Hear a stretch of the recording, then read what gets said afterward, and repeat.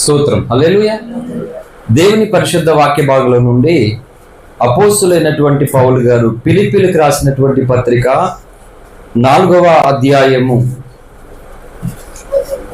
13-14 వచనాలను చదువుకుని దేవుని యొక్క వాక్యాన్ని ధ్యానం చేసుకుందాం. కృత నిబంధన 180వ పేజీ. నన్ను బలపరుచువాని అందే నేను సమస్తమును చేయగలను, అయినను నా శ్రమలలో మీరు పాలు పుచ్చుకున్నది మంచి పని. ఈ పరిశుద్ధ వాక్య భాగం దేవుడు మన వెనుకడులో ఆశీర్వదించునుగాక. ఆమె చిన్న మాట ప్రార్థన చేసుకుందాం. స్తోత్రం నాయన, మహాపరిశుద్ధుడైన మా తండ్రి, జీవము కలిగినటువంటి మా ప్రభువా, మీ ఘనమైన సర్వోన్నతమైన శ్రేష్టమైనటువంటి నామమునకు మిక్కిలి హృదయపూర్వకమైనటువంటి కృతజ్ఞత పాదాభివందనాలు తెలియచేస్తున్నాను ప్రభువా. ఇగో తండ్రి, తల్లి గర్భంలో పిండమ్మగా రూపింపబడక మునిపే ఎరిగి తిని ఏర్పాటు చేసుకుంటే నేను సెలవిచ్చిన దేవుడు నాయన, బలహీనుడు, వట్టువాడు, అయోగ్యుడు, అల్పుడైన నీ దాసుని కనికరించి కృప చూపించి ఘనమైనటువంటి నీ సేవ చేయడానికి నువ్వు అవకాశం ఇచ్చావు నాయన. ఇగో 10 ఏళ్ళు నీ సేవలో నీ దాసులు కొనసాగడానికి, ఒక దశాబ్దము నాయన నీ దాసుని మీద మీ క్షేమముగా దాటిపోచేశారు. ఇది మా కన్నులకు ఆశ్చర్యమే ప్రభువా. నువ్వెంత కృపగలిగిన దేవుడు ప్రభువా. ఈ యొక్క సత్య అయా ఇగో తండ్రి పరిచర్యలో, ఈ భీకరమైనటువంటి పోరాటాలలో 10 ఏళ్ళు నీ ఘనమైనటువంటి సేవ చేసి నేడు సజీవుడిగా మరొక క్రొత్త సంవత్సరంలో నన్ను ప్రవేశపెట్టినందుకే దేవా మీకు మనసారా స్తుతులు చెల్లిస్తున్నానయ్యా.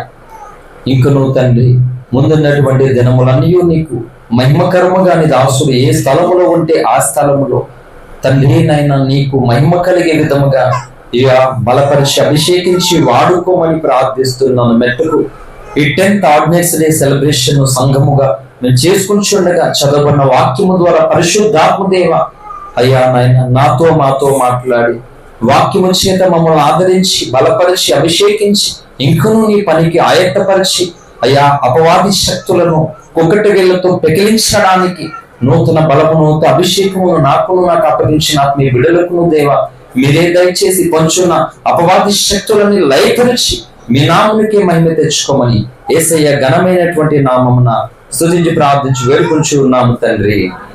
ఆమేన్. ఆమేన్. హల్లెలూయా. దేవుని పరిశుద్ధ నామానికి మహిమ కలుగును గాక.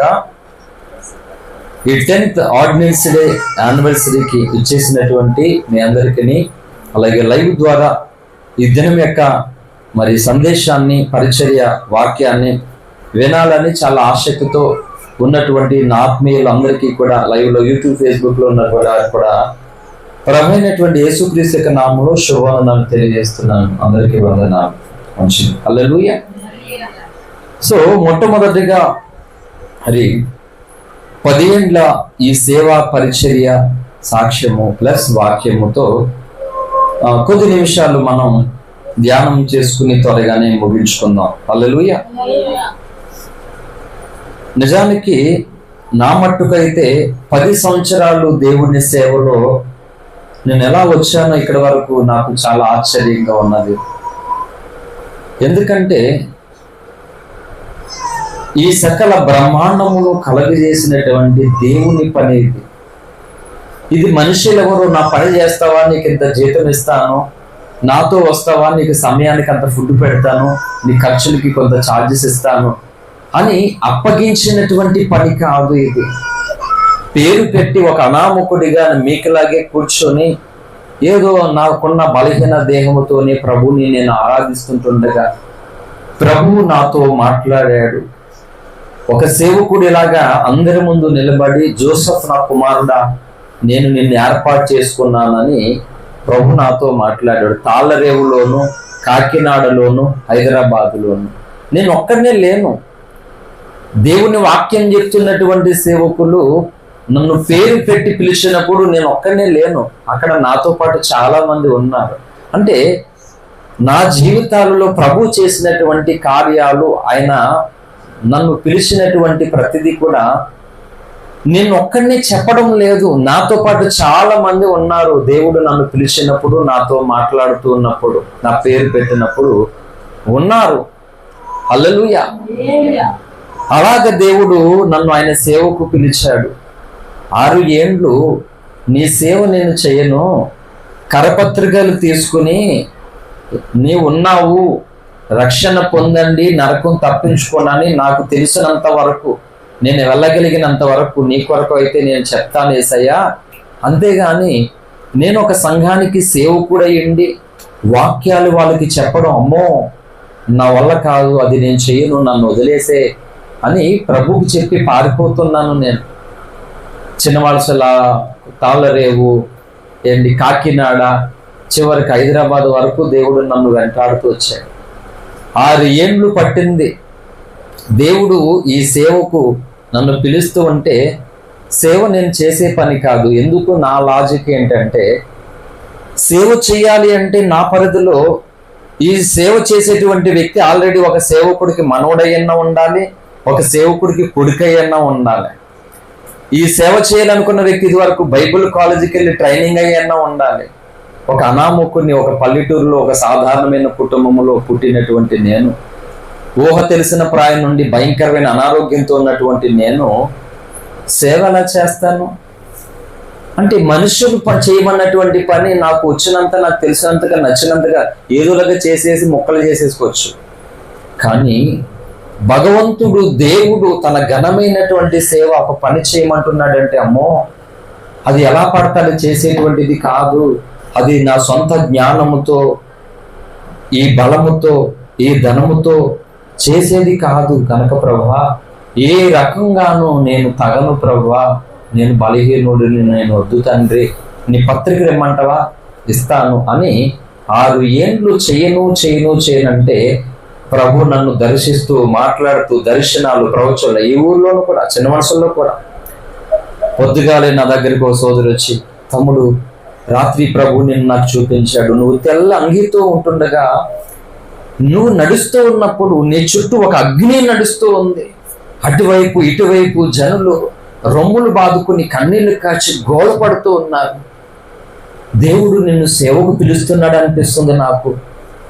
ఇలా 1, 2 కాదండి, ఎన్నో నిరూపణలు. నేను బైబిల్ కాలేజీకి ఎక్కడికి వెళ్ళలే, చెప్తున్నాను. నా ప్రార్థనా గదిలో ప్రభు నాతో మాట్లాడి, ఇతరులతో దేవుడు మాట్లాడి, సంఘములో ఇతర సేవకులతో, ఇలా ఎన్నో కారణాలు ఉన్నాయి. మెట్టకు 6 ఏండ్లు తర్వాత నేను అన్ని రకాలుగా దేవుడు చేయమన్నది కాక నేను చేయాలనుకున్నది ఏంటి, ఇది కరెక్ట్ కాదు కదా, అమ్మో తండ్రి అని మొత్తానికి ఏం చేశానంటే, రక్షణ పొందిన 6 సంవత్సరాలు అంటే పరిచర్యలకు దేవుడు పిలుస్తుండగా అన్ని సంవత్సరాలు గడిచిన తర్వాత నేనేం చేశాను, హైదరాబాదు నుండి ప్రభువు దర్శిస్తే సాక్ష్యం చెప్పి ఈ ప్రాంతానికి వచ్చాను. వచ్చి 2015 మే 8వ తారీఖున దేవుని దాసుల ద్వారా ఆ హస్త నిక్షేపణం, అభిషేకాన్ని పొంది దేవుని సేవ కొరకు యానము నేను పంపబడ్డాను. హల్లెలూయా. యానం దేవుని సేవకు నేను వెళ్ళినప్పుడు 2 జతల బట్టలు, పగిలిపోయినటువంటి ఒక సూట్ కేసులో 2 మంచి జత బట్టలు పెట్టుకుని, మిగిలినటువంటి 8 సంవత్సరాలు 6 సంవత్సరాల క్రితం బట్టలు అలా పెట్టుకుని నేను వెళ్ళాను. యానం వెళ్ళిన తర్వాత ఆ మంచి 2 జతలు కూడా ఎలకలు కొట్టేసాయి, బట్టలు వేసుకోవడానికి లేవు. పిన్నిసులు పెట్టుకొని, ఒక షర్ట్కు 3 రకాల బటన్స్ వేసుకొని, పిన్నిసులు పెట్టుకుని, యానము మొత్తం కాలు నడకతో ఆ బస్ స్టాండ్ మొత్తం అంత ఏరియా బ్యాగ్ వేసుకుని, బుక్స్ పెట్టుకొని, పత్రికలు పెట్టుకొని, అన్యజనులు కనబడితే పత్రికలు, క్రైస్తులు కనబడితే దైవజనుల యొక్క పుస్తకాలు పరిచయం చేసి వస్తే, ఎందుకో క్రైస్తువులకి కూడా నేను నచ్చలే. నేను ఎవరినో తెలియదు, నా సాక్ష్యం తెలియదు, నా గురి తెలియదు, నా దర్శనం తెలియదు. కానీ క్రైస్తువులకి మాత్రం నేను నచ్చలే. నాతో స్నేహం చేశారా, నాతో ప్రార్థనలో ఉన్నారా, నేను ఎలా ప్రార్థన చేస్తానో తెలుసా, ఎలా వాక్యం చెప్తానో ఏమీ తెలియదు. అయినా సరే ఎందుకో నేను నచ్చలే. సరే దానికే ఉంది. నా ఒంటి మీద సాధారణమైనటువంటి బట్టలు, నా కాళ్ళకి అరిగిపోయినటువంటి చెప్పులు, 2-3 సంవత్సరాలు వాడతాను ఒక చెప్పులు. నేను కొనుక్కున్న 200-300 రూపాయల చెప్పులు 2-3 సంవత్సరాలు వాడతాను నేను.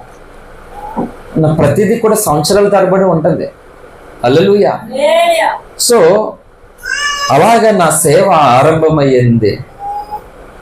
ఏమీ డబ్బులు లేవు. యానం నుండి చిన్న వలసలు రావాలి ఏంటి అంటే తాళరేవులో దిగడానికి 10 రూపాయలు, తాళరేవు నుంచి చిన్న వలసలు ఆటో ఎక్కి రావడానికి ఇంకో 10 రూపాయలు, మళ్ళీ తిరిగి నేను వెళ్ళాలంటే ఇంకో 40 రూపాయలు ఉండాలి.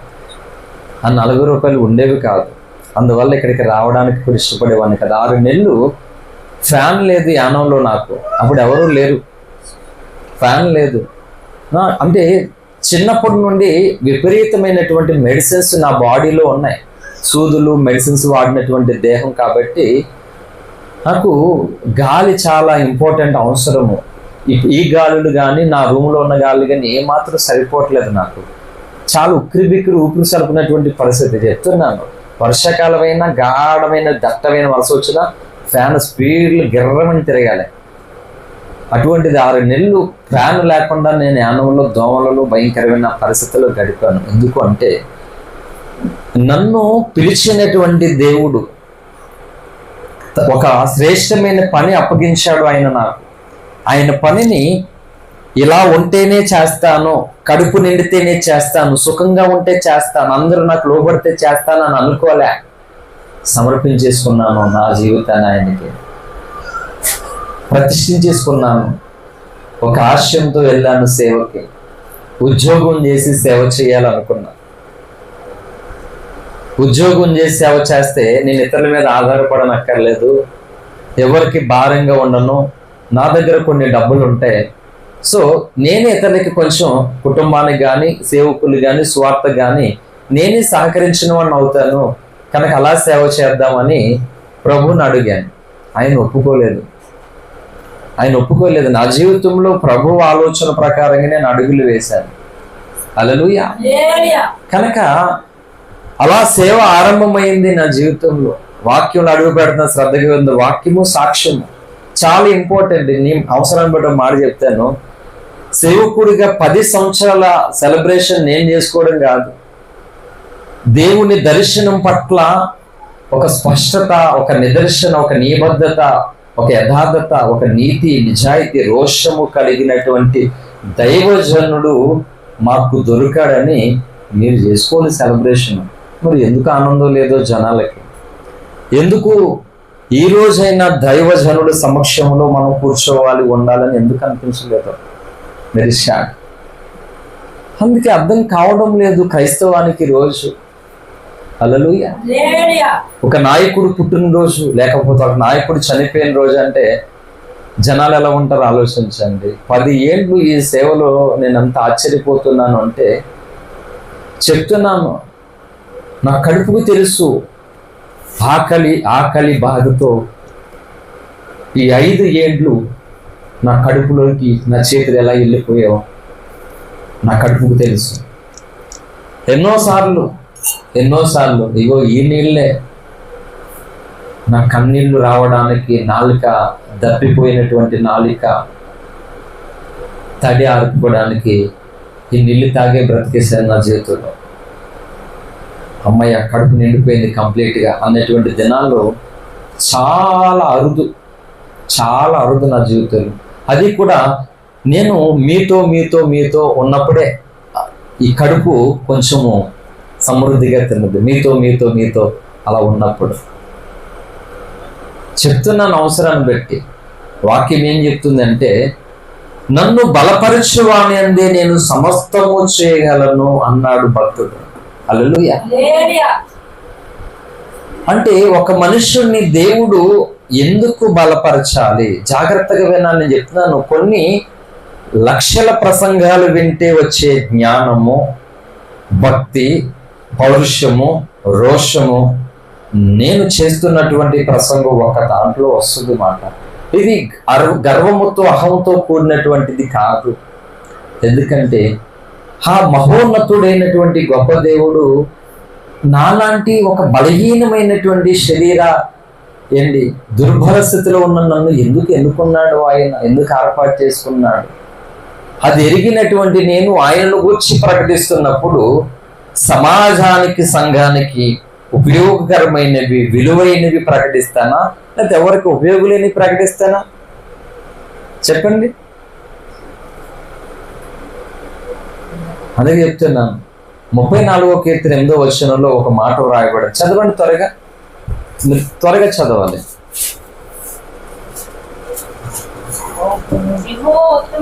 యెహోవా ఉత్తముడని రుచి చూచి తెలుసుకున్నాడు. చాలండి. దేవుడు ఎలాంటి వాడంట? ఉత్తముడని ఏం చేయాలంట? రుచి చూచి తెలుసుకోవాలి.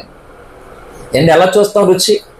ఒక పదార్థం మన ముందు ఉంది, అందరూ నన్ను చూస్తూ వాక్యం వినండి, రాసుకునే వాళ్ళు రాసుకోనండి. ఇప్పుడు ఏదైనా ఒక పదార్థాన్ని రుచి ఎలా ఉందో తెలుసుకోవాలంటే ఏం చేస్తాం?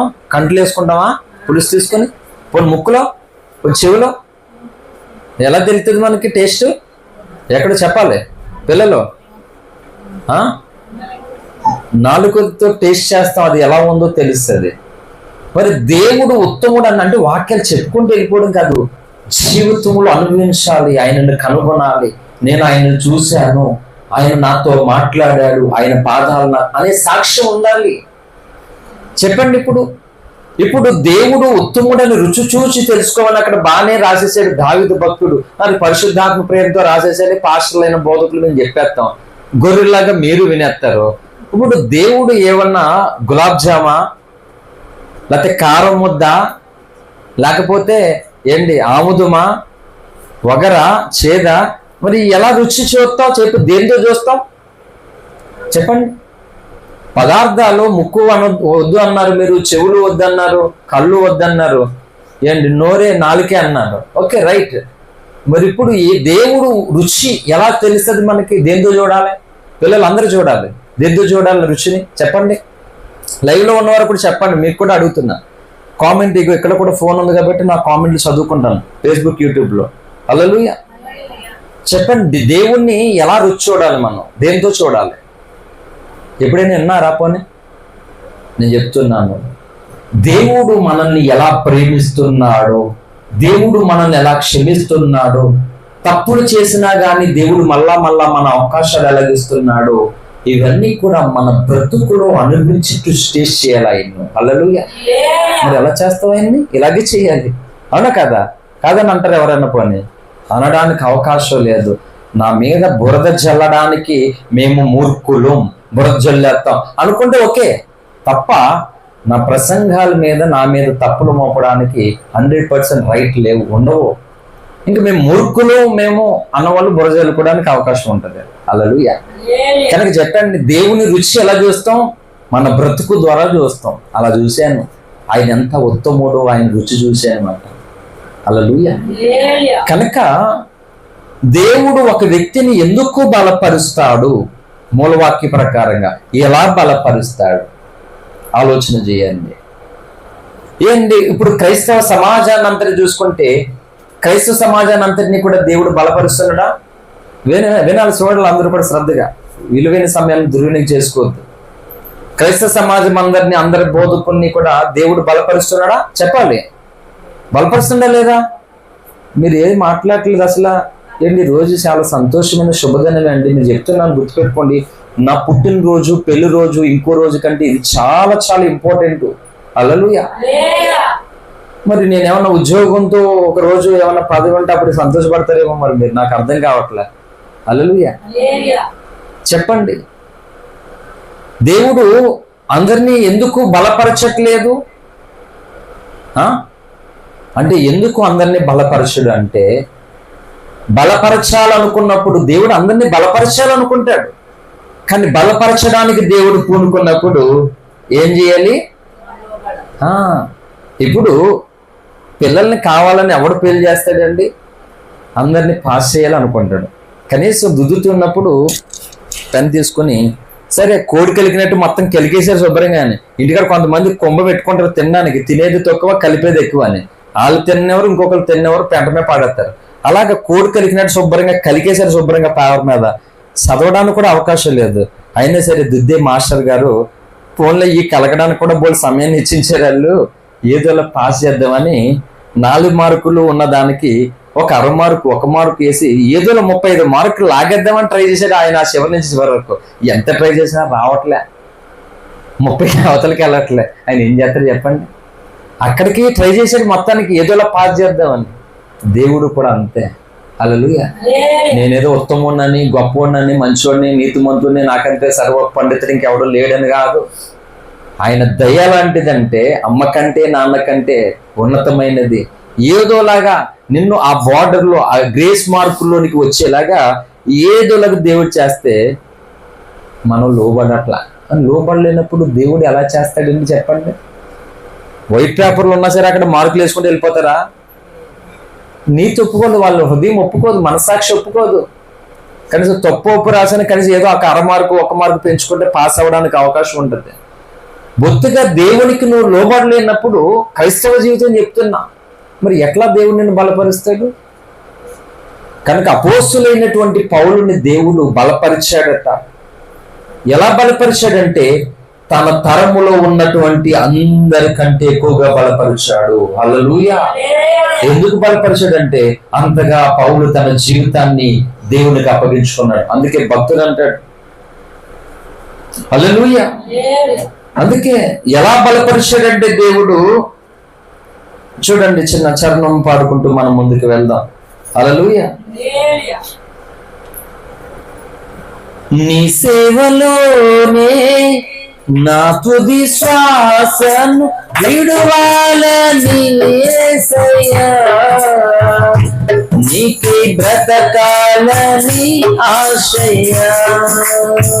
నీ సేవలోనే నా తుది శ్వాసను విడువాలని యేసయ్యా, నీకై బ్రతకాలని ఆశయ్యా.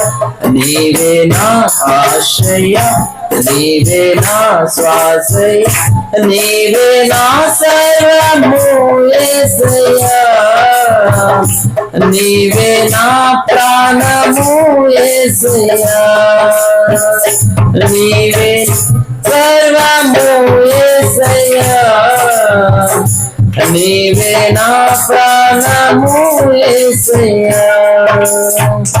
నీ సేవలోనే నా తుది శ్వాసను విడువాలని యేసయ్యా, నీకే బ్రతకాలని ఆశయ్యా. హల్లెలూయా. అవసరం బట్టి చెప్తున్నా. కూర్చో, అక్కడే కూర్చో. ఈరోజు ఏంటి, ఒక వ్యక్తి సేవ ఎందుకు చేయాలి? సేవ ఎందుకు చేయాలి? సేవ చేస్తున్న సేవకులు కూడా ఎందుకు సేవ చేయాలి నువ్వు? నేను అడిగాను ప్రభుని, దేవా నా వెనక ముందు ఏమి లేదు, నేను సేవ చేయకపోతే నీకేమైనా నష్టమా?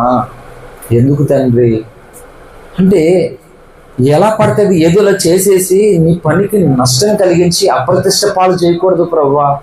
నువ్వు మనుషులు ఎప్పుడు ఎలా ఉంటుందో తెలియదు మా బుద్ధి. అయ్యో యేసయ్యా, ఎందుకు తండ్రి పని చేయమంటున్నావు? అసలు ఎలా చేయాలో తెలియదు ప్రభువా. వద్దు తండ్రి, నేను ఆగిపోతాను. ఎన్నిసార్లు చెప్పాను యేసయ్యకి నేను, తెలుసా? చివరికి నేను అభిషేకాన్ని పొందేటప్పుడు ఎలాంటి ప్రార్థన చేశాను తెలుసా? నాకు తెలిసి ఏ సేవకుడు అటువంటి ప్రార్థన చేస్తున్నాడు ఇప్పుడు వరకు అభిషేకాన్ని చూసుకోవడానికి. నిజంగా చెప్తున్నాను, పరిశుద్ధాత్మ దేవుని ఎదుట యథార్థంగా నేను ఎలాంటి ప్రార్థన చేశాను తెలుసా? శుక్రవారం రోజు మే 8వ తారీఖున 2015లో నేను అభిషేకం పొందాలి. అదే నాకు వారం రోజుల ముందు తెలిసింది నాకు ఆ సంగతి కూడా. ఓకే, ఈ వారం రోజులు నాకు తెలిసిన తర్వాత నా కండిషన్ ఏంటంటే, నువ్వు ఉపవాసం మొండుగా ఉంటావు నాకు తెలుసు, ఉపవాసం ఉండొద్దు, నువ్వు నీకు బాగోదు కాబట్టి ఉండొద్దు. ఎన్నాళ్ళు ఏదో తెలియక ఉండిపోయావు, ఇప్పుడు ఉండొద్దు, ప్రార్థన చేసుకో చాలు అని చెప్పారు పాస్టర్ గారు. ఓకే, ఇప్పుడు ఉపవాసం ఉండడం లేదు అంటే నాకు ఏదన్నా ఏంటంటే చోటు ఉపవాసమే నాకు దిక్కు, అక్కడికి వెళ్ళిపోతాను. కనీసం ఇప్పుడు చేయొద్దన్నారు, ఎలాగైనా సరే ఇప్పుడు సరే గౌరవించాలి, చేయడం మానేలు. ఓకే, రెండోది, ప్రభా నిజంగానే ఇది నీ ప్రేరణ, ఇది నీకు ఇష్టమేనా? ఒకవేళ చెప్పేసేయా, నా అంతటి నేను ఇలాగ ఈ పని చేయకూడదు ప్రభా, కాబట్టి నీకు ఇష్టం లేకపోతే నాకు ఒక నిరూపణ ప్రభా. ఎలా అంటే, ఇది నీ చిత్తం కాకపోతే దైవజనుడి మీటింగ్ క్యాన్సిల్ అయిపోవాలి, రాకూడదు. నాకు తెలిసి ఏ సేవకుడు ఇలాంటి ప్రార్థన చేసి ఉండడు బహుశా. తన అభిషేకాన్ని పొందేటప్పుడు అయ్యగారు క్షేమంగా మా దగ్గరికి వచ్చేలేసయ్యా, తొందరగా వచ్చేలేసయ్యా అని ప్రార్థన చేస్తారు ఎవరైనా. నేను మాత్రము ఆగిపోవాలి, నీ చిత్తం కాకపోతే ప్రభా ఆగిపోవాలి, అప్పుడు నాకు తెలుస్తుంది. అని ఇలా రకంగా ప్రార్థన చేశాను. మండు టెండర్లో ఎంత గుణపం తీసుకుని హై స్కూల్ గ్రౌండ్లో గోతులతో మొత్తం 11:30 దాకా ఎండలో ఆ రోజు బండి తీసుకుని, పాస్టర్ గారి బండి తీసుకుని ఫ్రెష్ అప్ అవ్వి మీటింగ్కి వెళ్ళడానికి వస్తే రాయి గుద్దేసుకుని బండితో దేకిపోయే దెబ్బలు, నాకు అభిషేకాన్ని పొందే రోజు రక్తం దెబ్బలు. ఆ రోజు బోల్డ్ రక్తం పోయింది నాకు, మొత్తం టెన్షను, దెబ్బలు తగిలినందుకు కదా టెన్షను. పాస్టర్ గారు కొత్త బండి కింద పడిపోయింది నా వల్ల టెన్షను, భయంకరంగా మోషన్లో బ్లడ్ భయంకరంగా మాట. చచ్చిపోయిన శవంలాగా శవట్లు కట్టుకుంటూ ఒంటి మీద డ్రెస్ తడిసిపోయింది. అలా వెళ్ళాను ఎండలో, అలా వెళ్ళిలో కూర్చోలేక పేరు పెట్టి పిలిచి, ఎందుకంటే సాయంకాలం ఏమో అనుకున్నాను అభిషేకం చేసేది, నాకు అప్పుడు అని కూడా తెలియదు. అంటే నా జీవితంలో చెప్తే నన్ను ఇప్పటికీ చాలామంది నన్ను పిలుస్తారు వాక్యాలు దేనికి, ఎందుకంటే ఏ కూటమో తెలియదు నాకు, ఎందుకంటే నన్ను పిలిచింది వాక్యం కొరకు సాక్ష్యం కొరకు తెలియదు. చాలా చోట్ల నా జీవితంలో చాలామంది తెలియదు, నేను అడగనాలని చాలా రేరుగా తెలిస్తే నాకు, చాలా చోట్ల తెలియదు. ఎందుకు అది ఏ కూడిక కూడా తెలియదు నాకు. ఒకటే ఏ కూడికైతే కూటం ఒకటే కదా, కూటం దేవుని పేరు కట్టుకున్నాడు, ఆయన నేను ప్రకటించాలి అంతే. ప్రభువా నువ్వు ఉన్నావు అంతే. అందుకే మనకి ప్రిపరేషన్ ఏముండదు, ఏ స్థలానికి వెళ్ళినా ఎక్కడికైనా. ఇప్పుడు వరకు ఈ బైబిల్ ఎవరి దగ్గర ఉంది తెలుసా? మధు దగ్గర ఉంది నా బైబిల్. ఇప్పుడు ఇందాక తీసుకొచ్చారు ఈ బైబిల్, ఇందులో రాసుకున్న సీట్లు ఉండవు, స్లిప్పులు ఉండవు, ఏముండవు. ఆత్మతో మనసుతో ప్రార్థింతును అన్నాడు పౌలు. హల్లెలూయా. చెప్తున్నాను, అనుదిన నిత్య ప్రార్థన అనేది ఒకటి ఉంటుంది నా జీవితానికి. అందరి ముందు అవకాశం ఉన్నప్పుడు మోకాళ్ళ ప్రార్థన, అది లేనప్పుడు మనసుతో ఒక ప్రార్థన ఏకీవించి వాక్య ధ్యానం చేసేటువంటి ఒక ఆలోచన అనేది దేవుడు నాకు ఇచ్చిన కృపావరాల్లో అది ఒక వరం మాట. అదే నన్ను బ్రతికించలే చేస్తుంది ఆయన కొరకు. హల్లెలూయా. కనుక ఆ రీతిగా ఈ హస్తనిక్షేపణ కార్యానికి నేను అటువంటి ప్రార్థన చేశాను. అలా జరిగింది నాకు ఆ రోజు కార్యం, అలా మొదలయ్యింది జీవితం. కనుక చెప్తుంది వాక్యము, దేవుడు ఒక వ్యక్తిని ఎలా బలపరుస్తాడు, ఎందుకు బలపరుస్తాడు అంటే ఎందుకు సేవ చేయాలి, ఫస్ట్ ఎవరి కోసం సేవ చేయాలి. కనుక ఇందులో ఏం చెప్పింది, పౌలుని ఎందుకు బలపరిచాడంటే ఆనాటి అపోస్తలులందరికంటే, ఆ తరంలో ఉన్న వాళ్ళందరికంటే పౌలుని దేవుడు అంతగా బలపరచడానికి. పౌలు అంత గొప్పవాడని, అంత జ్ఞానవంతుడనా? పౌలు తన జీవితాన్ని దేవునికి అంతగా అప్పగించేసుకున్నాడండి. హల్లెలూయా. అందరూ అప్పగించేసుకున్నాడు. పేతురు గారు అయినా ఒక మాట చెప్పారు, ప్రభువా నీకోసం నేనా ప్రాణం అని ఇచ్చేద్దాను నేను నీకోసం అన్నాడు. యేసయ్య ఏమన్నాడు, పేతురు ఈ రాత్రి కోడి కుయ్యక మునుపు 3 సార్లు నువ్వేం చేస్తావు తెలుసా, నన్ను ఎవరో ఎరగమంటావు నువ్వు. నేనా ఈ రాత్రా? ప్రభువా ఊరుకో ప్రభువా నీకోసం చచ్చిపోతాను నేను అని. పౌలు అలా కాదు. ఎప్పుడైతే దమస్కు మార్గం అపోస్తలుల 9వ అధ్యాయములో దేవ దర్శనమును పౌలు చూశాడో ఆ దర్శనకు లోబడ్డాడు పౌలు. హల్లెలూయా. ఆ దర్శనం కొరకు ఈ పాట నాకు రాదు, నేను ఎప్పుడు పాడలే, అందుకని కొన్ని మిస్టేక్స్ రావచ్చు. నేను ఎప్పుడు ఈ పాట పాడలేదు, ఇప్పుడే ఈ పాట నాకంటే ముందు వీళ్ళు పాడారు, నేను కూడా పాడేసాను అలాగే. హల్లెలూయా. ఆ పాటలో ఉన్న భావం ఏంటి చెప్పనా, నీ సేవలోనే నాది తుది శ్వాసను విడవాలని యేసయ్యా, నీకే బ్రతకాలని ఆశయ. ఈరోజు సేవ దేని కొరకు చేయాలనుకుంటున్నారు సోదరులు అంటే, మా నాన్న కట్టిన సంఘం ఒకరు పాలైపోకుండా ఉండాలంటే నేను అర్జెంటుగా పాస్టర్ అయిపోవాలి. ఈ ఆశ మంచిదేనా? ఈ ఆశకి అభిషేకం తోడవుతుందా? ఈ ఆశకి దేవుడు బలపరుస్తాడా? ఈరోజు సేవ చేస్తున్న నీకుల కొరకు వాళ్ళ ఆశయం ఏంటి, వాళ్ళ దర్శనం ఏంటి అంటే, నిన్ను విమర్శన కోసం చెప్పట్లా.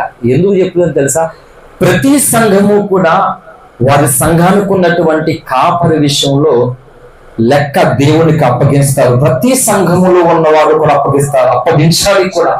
ఇది దేవుని ఆజ్ఞ. ఇది హల్లెలూయా. ఈ సంగతి తెలియట్లేదు క్రైస్తవులకి. ఎలాగైనా ఉంటేనే మాకు నచ్చినట్లుగా మేము ఉంటాం, ఆయనకి నచ్చినట్లుగా ఆయన. ఇది ఈనాటి సంఘాలు అందరూ కలిపి ఏం చేశారంటే, దేవుని సంఘానికి అంటే దేవునికి భూమి మీద తయారవుతున్నటువంటి భార్యను తయారు కాకుండా అడ్డగిస్తున్నారు దేవుని ప్రజలు. మతోన్మాదులు కాదు ఈరోజు దేవుని భార్యను అడ్డగించేది, క్రైస్తవులు అడ్డగిస్తున్నారు వధువు సంఘాన్ని. దేవునికి విరుద్ధ సైన్య సమభీకర రూపునేటటువంటి ఒక సంఘం, ఒక భార్య తయారవుతుంటే భూమి మీద, దానికి బోధకులు సంఘములు అడ్డొచ్చి ఆ పెండు కూతురికి అంటే దేవునికి కాబోయేటువంటి భార్యకి జరలాగేసి వాళ్ళు ఒకరు, ముక్కులో బేసర్ లాగేసి వాళ్ళు ఒకరు, అందంగా అప్పుడు రెడీ అవుతుంటే మొత్తానికి చెరిపేసి వాళ్ళు ఒకరు. ఈ విధంగా మొత్తానికి చెరిపేస్తున్నారు అన్నమాట. అంటే దేవుని వాక్యాన్ని చెరిపేస్తే మరి వధువు సంఘాన్ని చెరిపినట్టు కాదా? హల్లెలూయా. అందుకని ప్రార్థన చేసుకోవాలి మన విషయంలో. దేవుడు లెక్క అడుగుతాడు. దున్నపోతు ఈనిందంటే దోణకడ్డానికి తాడు అడిగాడంట ఒకట. హల్లెలూయా. అర్థమైందా? ఏమైందంట? దున్నపోతు ఏంటదా తాడు అడిగాడంట దోణకడ్డానికి వాడు. అలాగా ఏ సంఘమైనా పర్వాలేదు, ఏ సేవక కాదు కాదు కాదు కాదు కాదు. హల్లెలూయా. దేవుణ్ణి అడగాలి క్రైస్తవ సమాజం. పౌలు వేసినటువంటి పునాది మీదనా నేనున్నది అని అడగాలి. నేను ఎలాంటి పునాది మీద ఉన్నానో చూసుకోవాలా. ఏ చూసుకోవాలా? ఎవరు అడవిల్లాలు ఉన్నారు, వెళ్ళడం రావడం మనకెందుకు, ఆయన ఎలా ఉంటే మనకెందుకు, మన జాతకం ఇలా ఎవరికి వాళ్ళు అనుకుంటున్నారు. అంటే దేవుని పని విషయమైనటువంటి దాంట్లో నీ బాధ్యత లేకుండా ఉంటున్నావు. నువ్వు నీ బాధ్యత లేకుండా ఉంటున్నావు. హల్లెలూయా. అందుకే నా జీవితంలో ఇది ఘనమైన సేవ, ఇది ఒక మనుషుడు చేసే సేవ కాదు, అందులో నాలాంటి బలహీనుడు చేసే సేవ కాదని ప్రభుకి అప్పగించుకున్నాను. ఎందుకు ఆశ్చర్యపడుతున్నానంటే 10 సంవత్సరాలు, ఒక దశాబ్దము నా మీద దాటిపోయి ఇప్పుడు 11వ ఏటలోకి నేను వచ్చానంటే ఈ నడిచిన 10 సంవత్సరాలలో నేను సేవ చేస్తున్నాను, సేవకు వచ్చానంటే అందరూ సంతోషపడలా, అందరూ జేజేలు పలకల. నేను ఎంత తొందరగా ఈ సేవను వదిలేసి వెనక్కి వెళ్ళిపోతానో అనేకులు చూశారు. ముఖం మీద నీ సేవ నువ్వు చేయలేవు, నీ వల్ల కాదు అని కొంతమంది అన్నారు. తీరా మొండితనంతో కొంచెం కొంచెం కొంచెం కొంచెం నేను పండగ చేస్తుంటే ఏంటి అసూయపడడం మొదలయ్యారు, ఒక్కొక్కరు ద్వేషించడం మొదలు పెట్టారు. నేను అనుకున్నా నేను హాస్పిటల్ పాలైపోయి నేను ఆరోగ్యం పోగొట్టుకుని ఈ స్వార్థ ప్రకటన చేస్తూ ఉంటే కొంతమంది నిజంగా ఏడుస్తున్నారని, కొంతమంది నిజంగా జాలిపడుతున్నారు, కొంతమంది నిజంగా బాధపడుతున్నారని నేను చాలా గుడ్డిగా నమ్మాను. నా జీవితంలో ఒక మేలు అని చెప్పినా ఇంతవరకు నేను ధనవంతుని కాకపోవడం గొప్ప మేలు నాకు. హల్లెలూయా. ఏంటి అర్థం చేసుకో త్వరగా జాగ్రత్తగా. ఇంతవరకు గొప్ప మేలు ఏంటంటే ఇంతవరకు ఇప్పుడు వరకు అంటున్నాను నేను, మొత్తానికే కాదని కాదు, ఫిక్స్ చేసుకోకండి. అలా త్వరలో అయిపోతున్నాను ధనవంతుడిని. హల్లెలూయా. ఇంతవరకు ధనవంతుణ్ణి కాకుండా ఉండడం గొప్ప మేలు నా జీవితంలో. ఎందుకంటే సర్వసాధారణంగా మా ఇంట్లో వాళ్ళందరికీ తెలుసు, నేను ఒక వ్యక్తిని చాలా ఎక్కువగా నమ్ముతా. ఆ వ్యక్తి క్యారెక్టరు సమాజంలో వాళ్ళు రకరకాలుగా ఉండి తెలిసి కూడా ఇంకొక విచిత్రం ఏంటంటే ఒక వ్యక్తి కోసం నేను ఎవరితో అయితే ఉంటానో వాళ్ళ కోసం ఏమీ తెలియని పిచ్చి బాగోగుందని నమ్మడం కాదు. అలా నమ్మితే దేవుని ప్రేమ అవుతుంది. హల్లెలూయా. నాకు తెలుసు నాతో ఉన్నటువంటి వ్యక్తుల స్వభావాలు, తత్వాలు, ఆలోచనలు నాకు తెలిసే నేను నమ్ముతా, ప్రేమిస్తా, క్షమిస్తా. అంటే ఏంటి యేసయ్య ప్రేమని ఎప్పుడు ప్రేమిస్తావు నువ్వు? ఎప్పుడు ప్రేమిస్తావు? యేసయ్య గొప్పవాడు, యేసయ్య ప్రేమని బల్ల గుద్దేస్తున్నారు అయ్యగారిని. ఈరోజు ప్రసంగాలు మామూలుగా కాదు, రియల్ లైఫ్లోనికి వచ్చి ప్రాక్టికల్ లైఫ్లోనికి వచ్చి ఆ ప్రసంగం చేశావు కదా. చెప్పు, నిజంగా నీలో ఆ ప్రేమ ఉందా? ఎంతమందికి చూపించావు ప్రేమ? చెప్పు. క్షమాపణ కోసం చెప్తున్నా కదా, ఎంతమందికి క్షమించే నీ జీవితంలో చెప్పంటే యేసయ్య చెప్తాడు నా జీవితంలో సాక్ష్యము. హల్లెలూయా. ఎంతమందిని ఎలాంటి స్థితిలో ఉన్న వారిని నేను ప్రేమించానో, క్షమించానో, ఏంటి వారికి సహకరించాను, యేసయ్య చెప్తాడు నా సాక్ష్యాన్ని రేపోతట, నేను కాదు చెప్పేది. అంటే ఒక వ్యక్తి కోసం ఏమీ తెలియకుండా మొత్తం అంత గుడ్డిగానే నేను నమ్మలేదు. నేనండి అంటే ఇతరులకు తెలిసినంత ఎక్కువగా నాకు తెలియకపోవచ్చు, కానీ నాకు తెలిసినంతగా తెలుసు. అందుకే నేను ఏం చేస్తానంటే ఇతరులు అవకాశం ఇయ్యరు, మచ్చపడిందా వెంటనే తీసి పాడేస్తారు. నేనేం చేస్తా తెలుసా? ఇది మచ్చ త్వరలో మాయమైపోవాలి, అలా ఉండాలి మనం. ఏదో చేసావు తప్పు, నువ్వు నేను తెలియక ఏదో చేసావు, ఇది మాయమైపోయింది మన జీవితంలో, అలా ఉండాలి అని నేను కోరుకుంటున్నాను. కానీ వాళ్ళు ఏంటంటే ఒకవేళ ఏదో మచ్చ ఉంది, ఈ తప్పు కొరకు పశ్చాత్తాపడ్డారు, క్షమాపణ ఉందారు, దేవుడు కనికరించాడు, అయినా సరే వీళ్ళు ఏం చేస్తారు తెలుసా? అబ్బే సమస్య లేదు, వీళ్ళు క్షమించరు, వీళ్ళు సరిచేయరు. ఆ తప్పుడులోనే నువ్వు ఉండాలన్నమాట. అదే బ్రతుకు నీకు ఉండాలి. సమరయ స్త్రీ వ్యభిచారం చేసి పట్టబడితే అందరూ రాళ్ళు వేసి కొట్టడానికి చూశారు. యేసయ్య వెళ్ళి అమ్మ అన్నాడు. ఎంతమందికి ఉందండి నీతి? ఈ రోజు అటువంటి బోధకులకి ఎంతమందికి ఉంది? చేయగలరు అలాగే? వీళ్ళు మనుషుల మీద నిందలేసేస్తున్నారు ఈరోజు. హల్లెలూయా. అదే అంటున్నాను, భక్తి చేయడం, సేవ చేయడం అంటే ఓకదంబడిగా ప్రసంగాలు చేయడం కాదు. ఓకదంబడిగా మొత్తం ప్రసంగాలు బట్టి పెట్టేసి ఇన్ని రిప్రజెంట్ చెప్పేయడము, ఎంత పొడుగు చెప్పడం, ఇది కాదు. నేను చెప్తున్నాను, ప్రసంగ శాస్త్రం అంటే అర్థం ఏంటంటే దేవుని మనస్సును ప్రజలకు అన్వయించడము. హల్లెలూయా. ఏంటి బాగా చలేసేస్తుంది ఇప్పుడు, ఏం కావాలి? మంచి ఐస్ క్రీమ్. హల్లెలూయా. ఏం కావాలంట? ఏం కావాలి? చలేస్తే దుప్పటి కావాలి. దుప్పటి మంచిగా కప్పేసుకుంటారు తల మీద మొత్తం కాళ్ళు వరకును. అలాగ భగవంతుని మనసు, యేసు మనసు నువ్వు కప్పేసుకోవాలి మొత్తం. ఎంత కప్పుకోవాలి తెలుసా? 6 ఇంచు నీ కాలు కూడా కనబడకూడదు, తల ఇంటుగా కనబడకూడదు, కాలు ఇంచు కూడా కనబడకూడదు, అంత కప్పేసుకోవాలి దుప్పటి. హల్లెలూయా. ట్రై చేయండి. చలి దట్టంగా వేసినప్పుడు దుప్పటి చివరి నుండి ఆ చివరి వరకు కప్పుకుంటూ ఉంటది. మజా మస్తు ఉంటది. హల్లెలూయా. సూపర్ ఉంటది. కప్పుకున్నది ఇప్పుడు 10 మంది సగం కప్పుకుంటారు. నాకు అలా ఇష్టం ఉండదు. మంచిగా చలి వేసినప్పుడు దుప్పటి మొత్తం అసలు దుప్పట్లోనూ ఉండాలి. పాస్టర్ ప్రవీణ్ గారికి అలా కప్పేసారు వీళ్ళు. హల్లెలూయా. అండి ప్రపంచంలో అటువంటి యాక్సిడెంట్ ఎక్కడా ఇప్పుడు జరగదన్నమాట. అలా జరిగింది. అలా కప్పరు. 250 కేజీలు బండి అంట. డిఐజీ గారు చెప్పారు, గాల్లో అలా ఎగిరిపడ్డదట. విచిత్రం ఏంటంటే దానికి ఎక్కడ కూడా డ్యామేజ్ కాల. హల్లెలూయా. నిజంగా చెప్తున్నాను, అంతరాత్మ లేదా, మనసాక్షి లేదా, నిజాయితీ లేదా? ఒక సర్వెంట్గా, ఒక భారతదేశ పౌరులుగా ఉండి గాలిలోన ఇంకొక నల్లగా ఏమన్నా ఎగరమని గాల్లో 250 కేజీల బండి గాల్లో అలా ఎగిరి దుప్పటిలాగా ఆయన మీద ఉంటే ఎముకలన్నీ ఎరగాలి కదా, అంత బరువు పడితే మీద పైనుంచి గాల్లోంచి ఎగిరి పడితే ఎరగాల లేదా? ఏమన్నా బోన్లు ఏమి ఎరగలేదట, ప్రాణం మాత్రమే పోయిందట. ఎంత మంచి విచిత్రమైన సంఘటన జరిగింది తెలుసా ఏపీలో. హల్లెలూయా. హల్లెలూయా. ఏపీ అంటే అది పరిస్థితి. హల్లెలూయా. ఇల్లు పీకి పందిరేసాడంట అక్కడ. హల్లెలూయా. అలా ఉంది పరిస్థితి. ఇలాంటి తత్వములో దేవుని సేవ ఒక వ్యక్తి ఎలా చేయాలి? నాకు నచ్చినట్లుగానా? చెయ్యలేదు నాకు నచ్చినట్లుగా. అందుకే కన్నీరు నా తోడు ఉంది. నేను నాకు నచ్చినట్లుగా ఇతరులుగా సేవ చేస్తే ఎప్పుడో దేవునికి నచ్చలేని వాడుగా ఉండిపోతుంది నేను. హల్లెలూయా. నాకు నేనే నచ్చనండి దేవుని విషయంలో. కమిట్మెంట్లో నేను అర్థం ముందు మాట్లాడుకున్నట్టుగా మాట్లాడుకుంటున్నాను. అయ్యో అదేంటి, ఎలా చేస్తున్నావు నువ్వు? ఎలా అంటే అరే ఆయనకు బద్దులుగా ఉన్నాం కదా, నీకు నచ్చేటువంటి బోర్డు మధ్యలో. అందుకే మధ్యలో ఎవరిని ఇన్వాల్వ్ చేయనివ్వను అసలు. మొత్తం నోరు మామూలుగా రాదప్పుడు నాకు ఎవరిని ఇన్వాల్వ్ కానివ్వను అసలు. మిగతా సమయంలో ఎన్ని మాట్లాడినా సరే సైలెంట్గా ఉండిపోతాను, సైలెంట్లో పెట్టిన సెలలాగా. మిగతా సమయంలో సమస్య లేదు, నిన్ను సైలెంట్ పెట్టేస్తాను.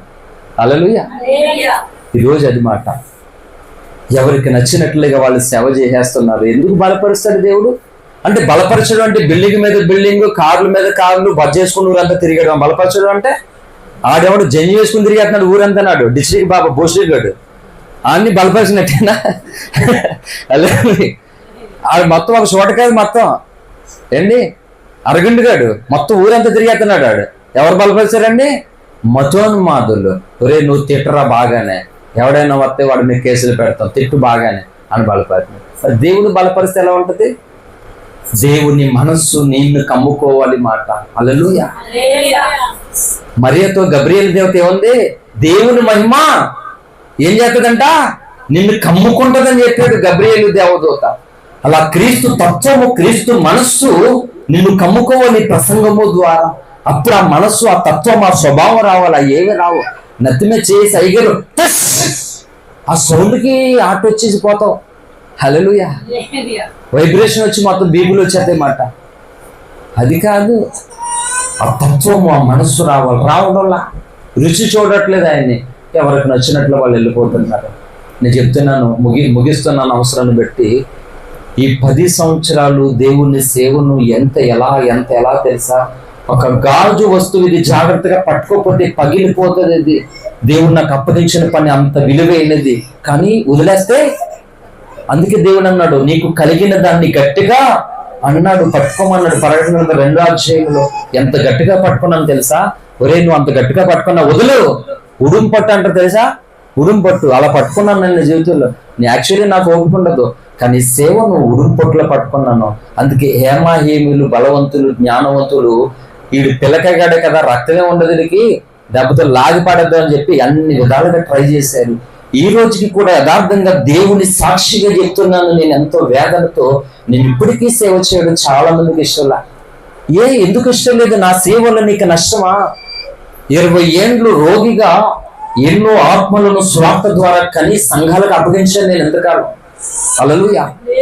ఎన్నో సంఘాలలో నా వలన రక్షణ పొందిన ఆత్మలు ఉన్నాయి, నా వల్ల యేసును అంగీకరించిన ఆత్మలు ఉన్నాయి ఎన్నో సంఘాలలో. ఊర్లే కుదరంలే, ఊరి మీదకి వెళ్ళా, ఈది వీధి తిరిగి అడవుల్లోకి వెళ్ళా, కొండల్లోకి వెళ్ళా, లోయల్లోకి వెళ్ళా, స్వార్థ ప్రకటించా. ఇంటికి వచ్చి ఆ మాట్లాడిన వ్యక్తుల కోసం ఇంటికి వచ్చి ఏడ్చి కన్నీటి ప్రార్థన చేశా. అలాగా ఎంతో మంది రక్షణ పొందిన వాళ్ళు ఉన్నారు. భయంకరమని చెప్తున్నాను, 10 ఏళ్ళు 1 దశాబ్దం అంటే మాటలు కాదు. హల్లెలూయా. అంటే ఒక అమ్మాయి పుట్టిందనుకో 10 సంవత్సరాలు గడిచంటే ఆటోమేటిక్గా అమ్మాయి పెద్ద అయిపోతుంది, మెచ్యూర్ అయిపోతుంది. చాలా జాగ్రత్తగా ఉండాలి, రెడీ చేసుకోవాలి, ఫంక్షన్ చేసుకోవడానికి చెప్తున్నాను. అలాగే 10 ఏళ్ళ సేవలో ఎందుకు నేను భేదవాడిగా ఉండడం మేలు అని చెప్పాను తెలుసా? యాక్చువల్ అందరిని ఎక్కువగా నమ్ముతాను, గుడ్డిగా నమ్ముతాను, ప్రేమిస్తాను కదా. కాబట్టి నేను ధనవంతుడినైతే చాలా మంది మోకు ఉండేది నాకు. ఈ మోకుతోటి వర్జనాలు నాకు కనబడకపోయేది. హల్లెలూయా. వర్జనాలు నాకు దూరం అయ్యేది మాట. అందువల్ల దేవుని మహాకృప ఏంటి, నేను భేదవాడిగా ఉండడం నాకు గొప్ప మేలు. అందుకే మేలాయను ప్రభువు నీ దాసునికి ఎంతో మేలాయను అన్నాడు భక్తుడు. హల్లెలూయా. నిజంగా ఈ ప్రసంగం నాకు ఎంత కష్టమైందో తెలుసా? పేరు చెప్పడం ఎంత కఠినమైన సవాలు. నా జీవితంలో ఇలాంటి ఒక రోజు వస్తుందని అనుకోలేదు నేను. ఈ రోజు మళ్ళా నేను అభిషేకం పొందిన ఈ రోజు ఒక శ్రేష్ఠ ఉన్నతమైనటువంటి ఒక పేరును నేను చెప్పడానికి అవకాశం లేకుండా నేను ప్రసంగం చేస్తానని కలలో కూడా నేను అనుకోలేనటువంటి పరిస్థితి ఏర్పడింది. హల్లెలూయా. కానీ పేరు చెప్పకుండానే మొత్తం చెప్పేస్తాను. హల్లెలూయా. ఎక్కడ ఉంటాం? ఈ నామములు ఎంత మాత్రం ప్రకటించడానికి వీలు లేదు అన్నారు అపోస్తలులు 4 అధ్యాయములు, శాస్త్రులు, పరిసయ్యులు, సద్దూకయ్యులు. అలాగే ఈ రోజు కూడా అలా ఏర్పడింది. ఈ పేరు ఎంత మాత్రం మాట్లాడడానికి వీలు లేదని. హల్లెలూయా. అడుగులు చారక నీయక నన్ను రేయి పవలు కాచిన నా ప్రభు, నా బ్రతుకికని నైవేద్యము. అడుగులు చారక నీయక నన్ను రేయి పవలు కాచిన నా ప్రభు, నా బ్రతుకికని నైవేద్యము. పలుమార్లు ఇలలో నాయాడమందు పడిపోదునని నే భయముందితి. పలుమార్లు ఇలలో నాయాడమందు పడిపోదునను నే భయముందితి.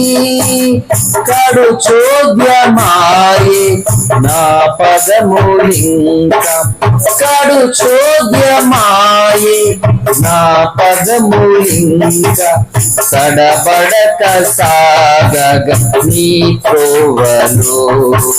స్తుతింతును నిన్ను భజింతును, నే స్తుతింతును నిన్ను భజింతును. కృతజ్ఞతాస్తుతులర్పింతును, కృతజ్ఞతాస్తుతులర్పింతును. అడుగులు జారక నీయక నన్ను రేయి పవలు కాచిన నా ప్రభు, నా బ్రతుకికని నైవేద్యము. బలవంతులు సాపడిపోగు చోట్ల పామారుడనై తిరుగాడిసి.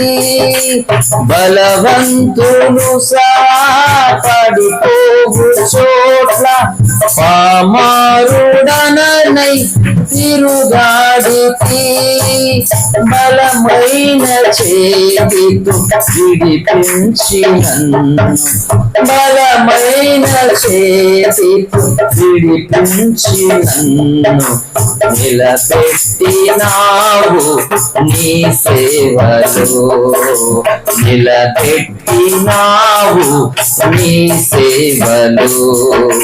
స్తుతింతును నిన్ను భజింతును, నే స్తుతింతును నిన్ను భజింతును, కృతజ్ఞతాస్తుతులార్పింతును, కృతజ్ఞతాస్తుతులార్పింతును.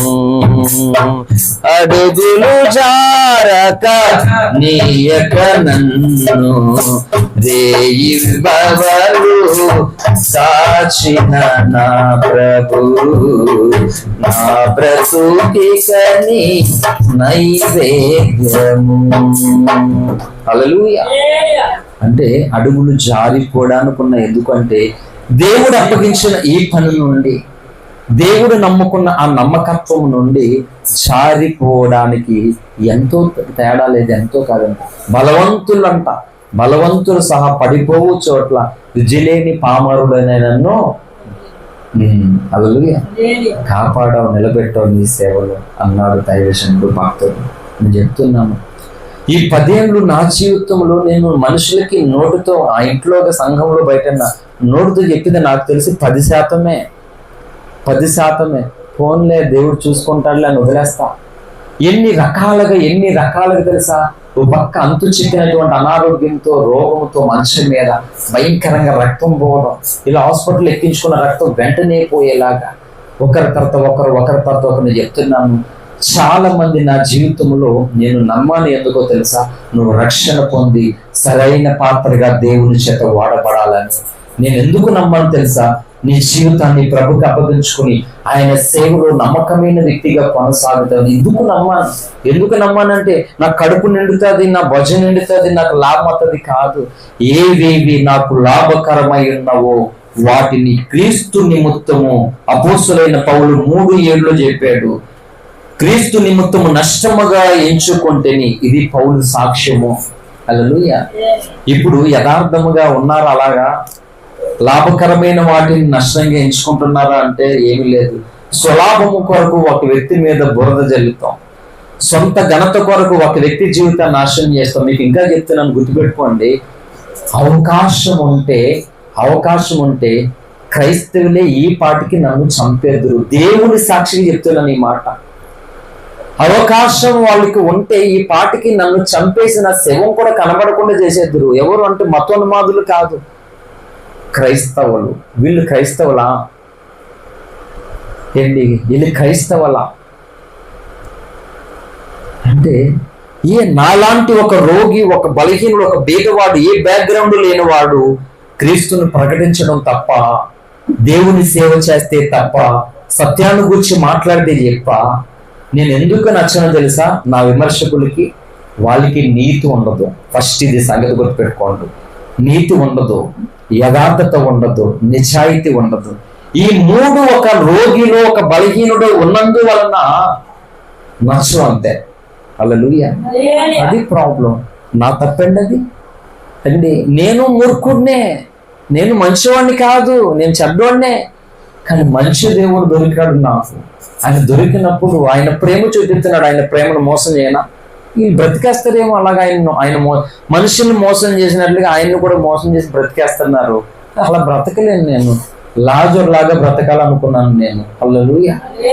నా శరీరము కృషించిన, నాకు ఎవరు సపోర్ట్ గా లేకపోయినా ఊపిరి ఆగే వరకు అలాగ మిగిలిపోదాం ఆయన కొరకని అప్పగించుకున్నాను నా జీవితంలో. అందుకనే దీనికి టైటిల్ 10 ఏళ్ళు. ఎన్నో భయంకరమైన పోరాటాల మధ్య 10 సంవత్సరాలు ఎలా గడిచాయి.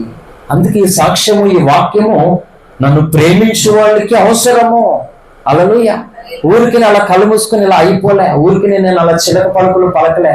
పని చేశాను, సుకుమారుడిగానే ఇంట్లో కష్టపడకుండానే పెరిగా.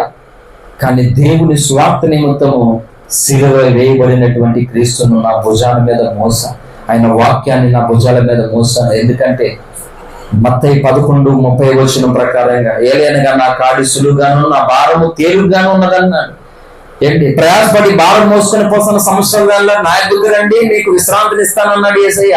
అలా వచ్చాను, నన్ను ఆయన ఏం చేసా కాడెత్తుకున్నాడు. ఇదేంటి యేసయ్య, నేనే ఇప్పుడు వరకు జీవితంలో అరిగిపోయి చిరిగిపోయి జీవితం అంతా నాశనం అయిపోయి నీ దగ్గర పోతే మళ్ళీ నీ కాడెత్తుకోవాలా, ఇదేంటి యేసయ్య అన్నాడు యేసయ్య. ఎత్తుకున్నాను నేను. హల్లెలూయా. మనుషుల్ని మెప్పు కోరలే నేను, అదే చెప్తున్నాను. నిజాయితీగా యథార్థతగా నీవు నేను దేవుని పనులు కొనసాగాలి. సరే మనుషులు కనుక నా మనసు నీకు నచ్చదు, నీ మనసు నాకు నచ్చదు, నీ ఇష్టాలు కొన్ని నాకు నచ్చు, నా ఇష్టాలు కొన్ని నచ్చు. కాబట్టి దేవుడికి నచ్చకుండా మనం పోకూడదు మాట. అవి చూసుకొని జాగ్రత్తగా అని ఎంతో మందిని కలిసి ప్రేమపూర్వకంగా మాట్లాడినందుకు పగబెట్టారు, కక్ష పెట్టారు. ఏ వ్యక్తులైనప్పుడు వరకును యథార్థత, నీతి, నిజాయితీ, చిత్తశుద్ధి ఉంటే ముఖాముఖిగా నా మీద మోపబడినటువంటి దాంట్లో నిరూపించండి. ఒక్కరు నన్ను శత్రువుగా ఏంటి ఇంత సవాలు ఎవరు చేస్తారు?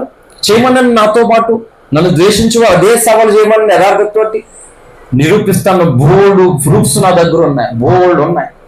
కానీ నేను ఎందుకు చేయను తెలుసా? నీ మనస్సాక్షి నిన్ను గద్దిస్తుంది, దేవుడు చూస్తున్నాడు. నువ్వు ఒప్పుకోకపోతే నాకు ఆ శిక్ష వచ్చేది, నీకే వస్తుంది. కయ్యను సొంత తమ్ముడి మీద కక్ష పెట్టాడు. ఎందుకు?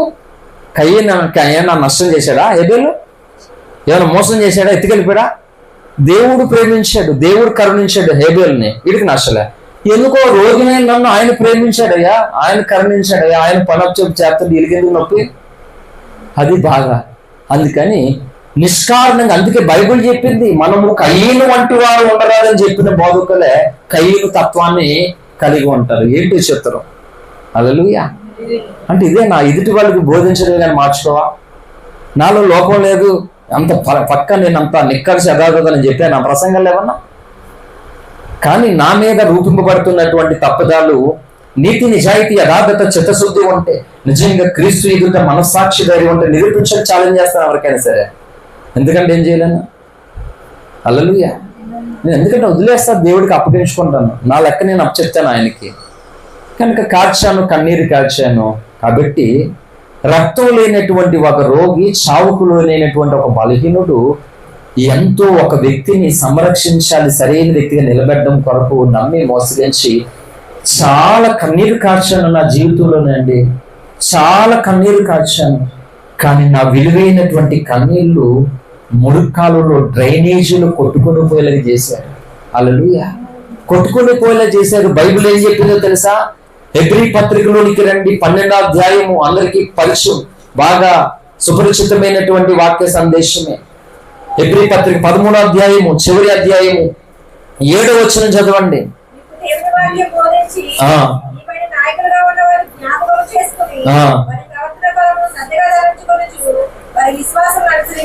చాలండి, వారి విశ్వాసం అనుసరించాలట. అంటే నాకు ఎలాంటి విశ్వాసం ఉంది? ఆ విశ్వాసమును అనుసరించారటే లేదు. 17వ వచనం, మీ పైన నాయకులుగా ఉన్నవారు లెక్క ఒప్పజెప్పవలసిన వారి వలె మీ ఆత్మను కాల్చున్నారు. వారు దుఃఖముతో ఆ పని చేసిన ఎడల మీకు నిష్ప్రయోజనము గనక దుఃఖముతో కాక ఆనందంతో చేయనట్లు వారి మాట విని వారికి లోబడి ఉండటే. హల్లెలూయా. ఏదో దైవజనుని వెంబడించడం అంటే మన పని అయ్యే వరకు అయిపోయిన తర్వాత వేరే అనేది కాదు. హల్లెలూయా. కనుక దైవజనుడు దేవుడిని వాక్యాన్ని ఎలా వెంబడిస్తాడో, ఎలా ప్రేమిస్తాడో అది చూసుకోవాలి. నేను చెప్తున్నాను, అడుగడుగున శక్తులు, వ్యక్తులు, విపరీతమైన బ్లడ్ లాస్, సమస్యలు, పోరాటాలు, అమ్మ మరణం, ఇలా ఒకటి కాదు రకరకాలమైనటువంటి పరిస్థితులు, నిష్కారణంగా బంధువర్గం మాట్లాడడం ఏం మానేసి ఎన్నో భయంకరమైన పోరాటాలు మాట్లాడారు. నేను చెప్తున్నాను, ఈరోజు 10 ఏళ్ళు దాటి 11 ఏళ్ళకి వచ్చాయంటే అపోస్తులైన పౌలు గారు సాక్ష్యం ఇచ్చినట్లుగా ఆ సాక్ష్యాన్ని నేను ఇస్తూ ఉన్నాను. దీనికి ఆమోదముద్ర పరిశుద్ధాత్మ దేవుడే వేస్తాడు. హల్లెలూయా. కనుక నన్ను యేసయ్య బలపరిచాడు. ఎంతవరకు? ఎలా బలపరిచాడయ్యా? ఎలా బలపరిచాడు? 2వ తిమోతి పత్రికలోకి రండి, మనం ముగించుకుందాం. 2వ తిమోతి పత్రిక 2వ అధ్యాయము 7వ వచనం చెప్పండి, చదవండి. అన్ని విషయములందు ప్రభువు నీకు వివేకమును అనుగ్రహించును. నా సువార్త ప్రకారము దావీదు సంతానములో పుట్టి మృతులలో నుండి లేచిన యేసుక్రీస్తును జ్ఞాపకం చేసుకున్నాను. నేను నేరస్తుడినై ఉన్నట్టు ఆ సువార్త విషయమై సంఖ్యలతో బంధింపబడి శ్రమపడుచున్నాను. స్తోత్రం, హల్లెలూయా. చాలండి. పౌలు ఇక్కడ ఏం చెప్పాడు తెలుసా? నేను చెప్పు మాటలు ఆలోచించుకున్న అన్ని విషయములందు ప్రభువు నీకు వివేకం అనుగ్రహించి నా సువార్త ప్రకారం దావీదు సంతానంలో పుట్టి మృతుల్లో నిలిచిన యేసుక్రీస్తును జ్ఞాపకం చేసుకొని చెప్పి ఆ సువార్తలో అక్కడ పౌలు ఇంకో మాట అన్నాడు చూడండి. ప్రభు నా పక్కనే నిలిచి సింహము నోట నుండి నన్ను తప్పించాను. ఆ మాట కనబడింది ఎవరికైనా?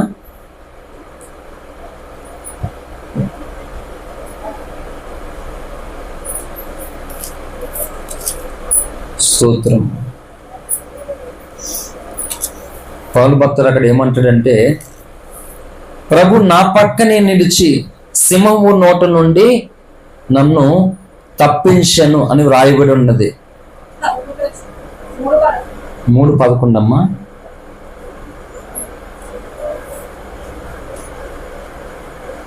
ఎన్నో అధ్యాయం?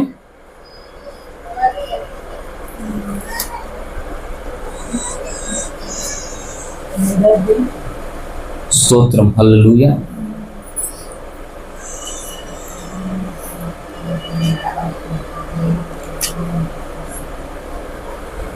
స్తోత్రం.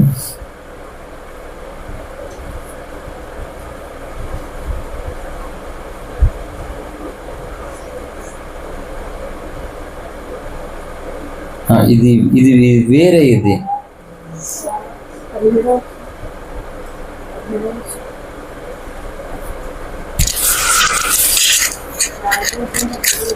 4:17.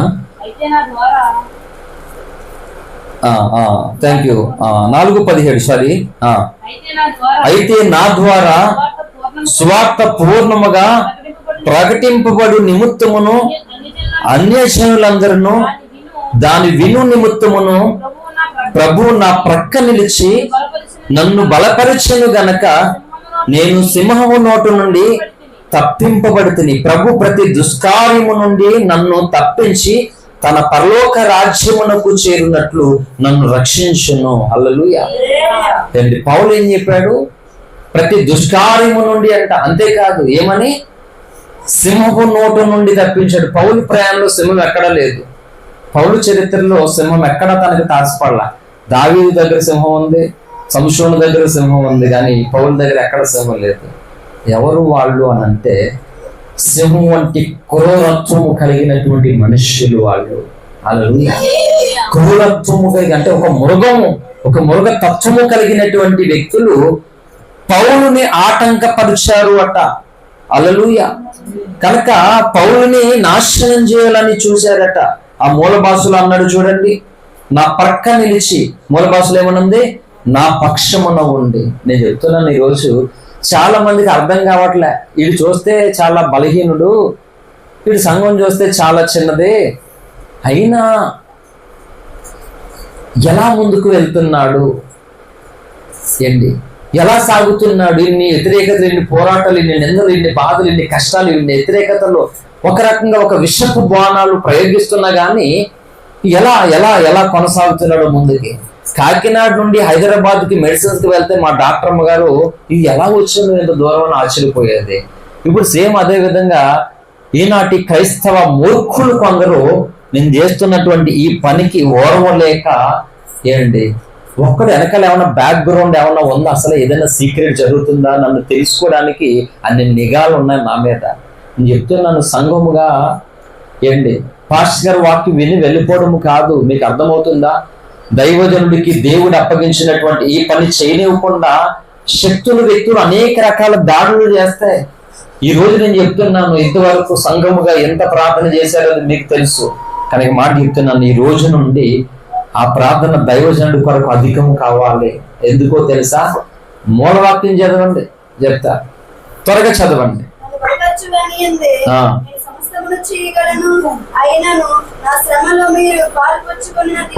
హల్లెలూయా. ఏం చెప్పాడు పౌలు భక్తుడు? నా శ్రమల్లో ఏం చేయాలట మీరు? పాలు పుచ్చుకోవడం మంచిదట. అంటే ఎలాగా శ్రమలు ఎవడు పంచుకుంటాడు అంటే ఆస్తి పంచుకుంటాం కానీ శ్రమలు ఎవడు పంచుకుంటాడు? కొన్ని శ్రమలు నాకు ఇవి అంటాడు ఎవడైనా?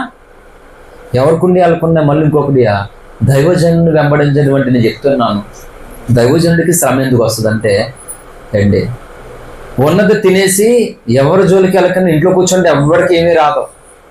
ఆడు దైవజనుడిగా పనికిరాడు ఆడవాడు. హల్లెలూయా. సువార్త ప్రకటనకి వెళ్తాం. సువార్త ప్రకటనకి వెళ్తాం అర్థం ఏంటి?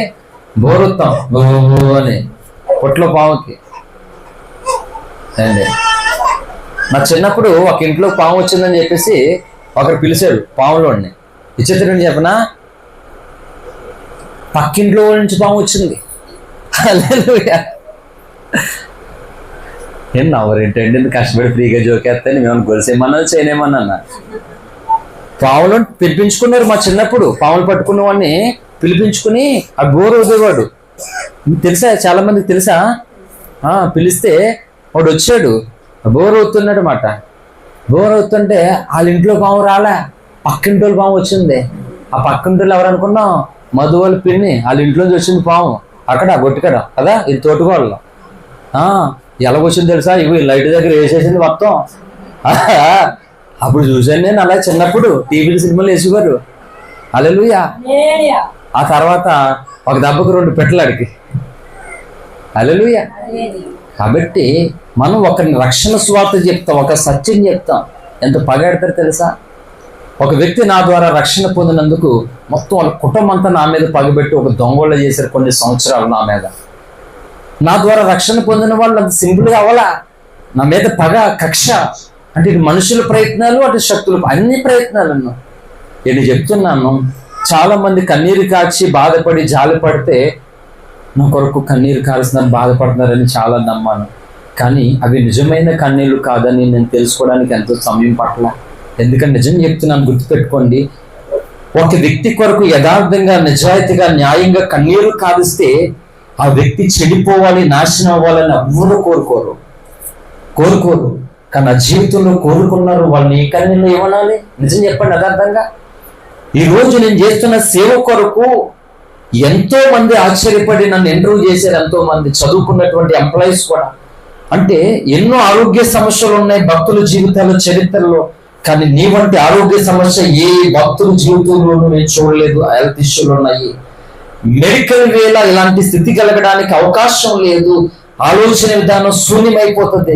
కానీ నీకు చాలా పట్టుకొని చాలా స్ట్రాంగ్ గా నువ్వు ఒక గమ్యం, ఒక గురి కొరకు, ఒక సంకల్పం కొరకు పనిచేస్తుంది. ఈ నాడీ వ్యవస్థ దెబ్బతినేవాలి అంటే అనుకుంటే నేను చదువుకున్న వాళ్ళకి చదువుకోవడానికి తేడా ఉంటుంది, ఖచ్చితంగానే ఉంటుంది, డిఫరెంట్ ఉంటుంది. ఇన్ని రకాలుగా చేస్తారు. రక్తహీనత వలన ఆటోమేటిక్గా అనేక కణాలు చచ్చిపోతాయి బాడీలో. వాటి ఎఫెక్ట్ ఆలోచన తత్వము శూన్యమైపోతుంది. చిరాకు, బలహీనత, రకరకాలుగా ఏమీ చేయాలనిపించదు. నాకు చేయాలనిపించదు. నేను ఏదైనా ఒక పని కనుక నేను ముట్టుకున్నానంటే అది చావు రేపు అది కంప్లీట్ అవ్వాలి, కంప్లీట్ చేయాలి. అలాగే ఒక పుస్తకం ముట్టుకోవడానికి చదవడానికి ఈ పుస్తకం పేజీ చదివి మిగిలిన పేజీలు కొన్ని 100 రోజుల తర్వాత, కొన్ని గంటల తర్వాత చదవను నేను. మహా అయితే 24 గంటలు, 2 రోజులు ఎలాంటి పుస్తకం అయినప్పుడు వరకు నేను ఎలాంటి పుస్తకాలు ఇతరులు చదివినా 2 రోజులు, ఆల్మోస్ట్ ఒకటే రోజు, ఇంకా మహా దాటితే 2 రోజులు అంతే. ఇంకా 3 రోజులకి లేదు నా జీవితంలో. అంటే ప్రారంభంలో రక్షణ పొందిన ప్రారంభంలో ఉన్నది అలాగా, ఆ తర్వాత లేవు అసలు. అంటే నేను అలాగా ఒక వ్యక్తికి కూడా సహాయం చేస్తే ఆడపదాలు వాళ్ళకు ఉన్నాం, వాళ్ళు ఉన్నటువంటి ఆ బంధకాల నుంచి మొత్తం బయటకు తెచ్చేయడం చూస్తానమాట. అలా తెచ్చిన పాపానికి మోసపోయాను నా జీవితంలో. నేను మోసపోయాను అందరితోటి. నాకెవరు సపోర్ట్ లేరు, నన్ను పట్టించుకునే వాళ్ళు లేరు. కుటుంబము, కట్టుకున్న వాళ్ళు, పెంచిన వాళ్ళు అందరూ నన్ను చాలా నమ్మించి గొంతు కోసారు, మోసం చేశారు. నేను బీద ఇలా రకరకాలుగా చెప్తే నేనేం చేయగలను? అంటే డబ్బు లేదు, డబ్బు రూపంలో చేసేయడానికి. కానీ దేవుని శక్తి నా దగ్గర ఉంది, దేవుని కృప నా దగ్గర ఉంది, దేవుని ప్రేమ నా దగ్గర ఉంది.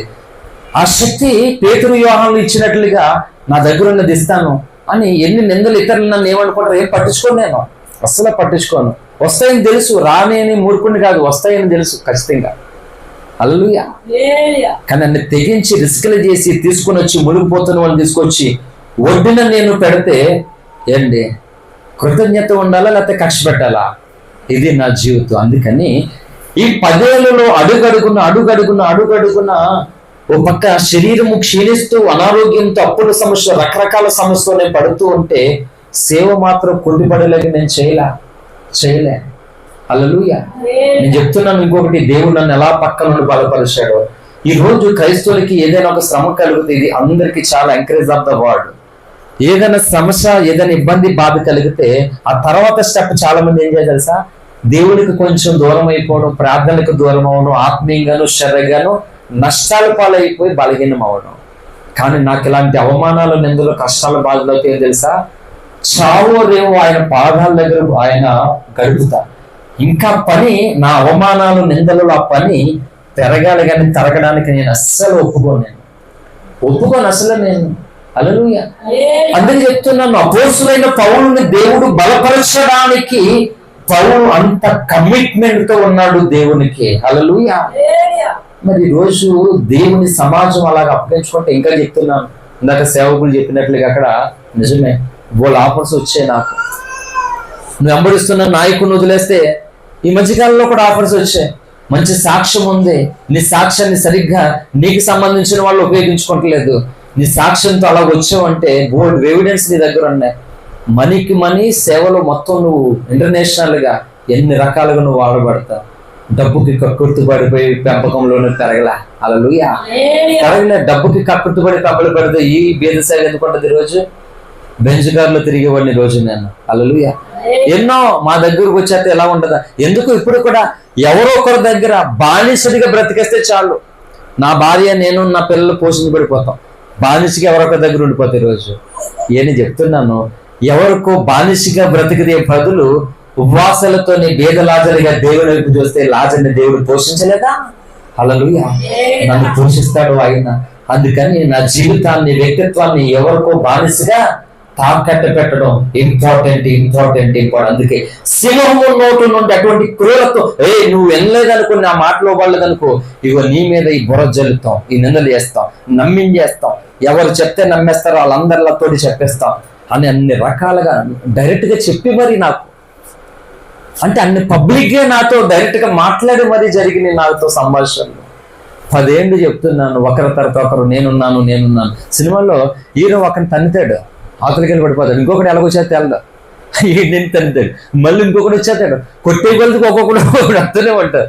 అలాగా ప్రభు నన్ను తప్పించే కొలదికి ఒక్కొక్కరు వస్తున్నారు. నేను చెప్తున్నాను, ఇంతవరకు నా జీవితంలో నన్ను నిష్కారణంగా నా విలువైన కన్నీరు మురుకాలలో కొట్టుకునే పోయేలా చేసిన ప్రతి ఒక్కరికి కూడా ఈ సభ నుండి ఈ 10th ఆర్డినెన్స్ డే యానివర్సరీ జరుపుకుంటున్నటువంటి నేను వారందరికీ కూడా మనసారా హృదయపూర్వకమైన వందనాలు తెలియజేస్తున్నాను. హల్లెలూయా. ఎందుకో తెలుసా? వాళ్ళు నన్ను అలా మోసగించకపోతే, యథార్థంగా చెప్తున్నా, నాకు అలా నమ్మక ద్రోహానికి నేను గురి కాకపోతే, మీరందరూ బాధపడితే నన్ను ప్రేమించేవాళ్ళు, నేను నమ్మక ద్రోహానికి గురి కాకపోతే, అంత భయంకరంగా మోసపోతే, అంత రక్తమే లేని నాలో నుండి కన్నీళ్ళు వచ్చేయండి బయటికి. ఆలోచించండి, రక్తం శరీరంలో లేదు అయినా కన్నీళ్లు నాలో వచ్చాయి. ఆకలి దప్పుతో బాడీ ఉన్నదే అయినా కడుపు మార్చుకుంటున్నటువంటి నేను ఇన్ని ఉపవాసాలు గడపడానికి కారణం ఎవరంటే, నన్ను బాగా నమ్మించి గొంతు కోసి మోసం చేసి నిందలు అవమానాలు చేసినటువంటి వ్యక్తిదే. వాళ్ళందరికీ కూడా నేను చాలా రుణస్థుడిగా ఉంటాను. ఎందుకంటే ఈ రోజు అన్ని ఉపవాసాలు నేను ఊరికే చేసేవాడిని కాదు, నా వల్ల కాదు, అది వాళ్ళ వల్లే అయింది. హల్లెలూయా. మేలాయను ప్రభు నాకు శత్రువులు ఉండుట మేలాయను. హల్లెలూయా. అది చెప్తున్నాను, నా శత్రువులు నన్ను మెచ్చుకోవాలో పొగడాలో తెలియదు. నిజం చెప్తున్నాను, ఇంతవరకు అటువంటి మోసకరమైనటువంటి మనుషులు నా జీవితంలో ఉండడం వల్ల నా మట్టుకు నేనైతే చాలా మేలు పొందా. ఇది నా సేవా సాక్ష్యము. చాలా లాభం పొందాను. ఎందుకంటే లేకపోతే యేసయ్య పాదాలు నాకు దొరికేవి కాదు. ఎన్ని రాత్రులు తెలుసా? ప్రభువా, నువ్వు మాట్లాడకపోతే చచ్చిపోతాను, నా వల్ల కాదు.